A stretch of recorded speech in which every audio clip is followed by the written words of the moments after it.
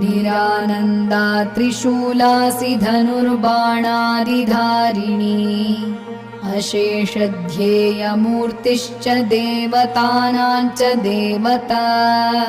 वराम्बिका गिरेः पुत्री निशुम्भविनिपातिनी सुवर्णा स्वर्णलसितानन्तवर्णा सदा धृता शाङ्करी शान्तहृदया होरात्रविधायिका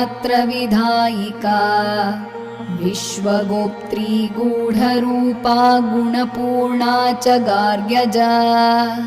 गौरी शाकम्भरी सत्यसन्धा सन्ध्यात्रयी धृता